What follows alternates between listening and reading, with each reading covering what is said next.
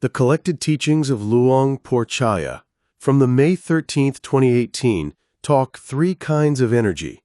Some of you come to the temple with gratitude, thinking about your parents, especially the kindness of your moms. You come to perform meritorious deeds, and most of you have been coming here to offer lunch for almost 20 years.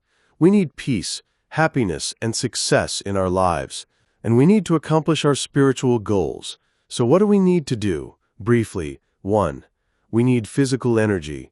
If there's no physical energy, we cannot do anything. 2. We need mental energy. Even though we may have physical energy, if we lack mental energy, we will not be able to do wholesome deeds. We need to gain mental energy to deal with the vicissitudes of our daily lives, which are sometimes good and sometimes bad, right? Up and down. This is life. It isn't always up. It isn't always down. When we come across a situation, we should have the mental energy to face it, good or bad. So what do we need to do? We should have positive thinking, but we should always try to have a realistic way of thinking too, using wise and proper attention, and then we will gain mental energy. When we gain mental energy, it will support our physical energy because mind and body are interrelated. They depend on each other. But just possessing physical and mental energy is not enough. What else do we need? Think of a triangle. All 3 sides depend on each other for stability, or else the whole thing easily falls down. So the critical 3rd side of our triangle is 3. Spiritual energy.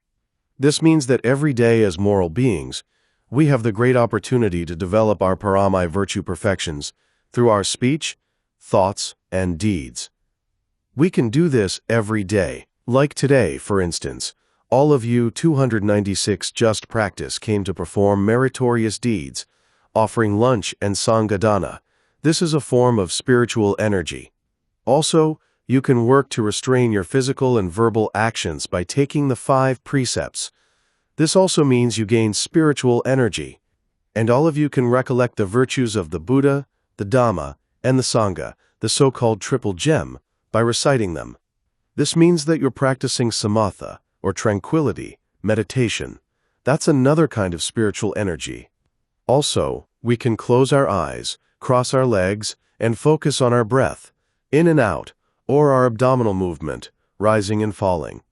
As we do, we'll see the nature of the air element arising and disappearing, one after another. This means that we see the impermanency of this body.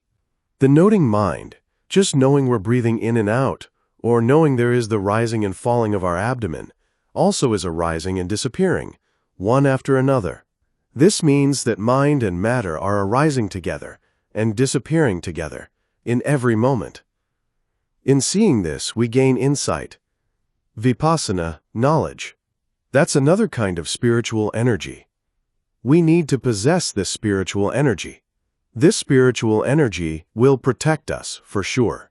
It's the law of nature. If we do good things, we will see good consequence.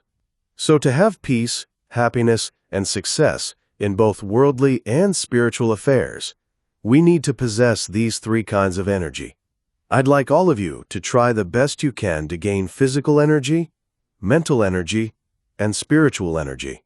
By possessing these 3 kinds of energy, may all of you be successful at whatever you're longing for in this life. 297.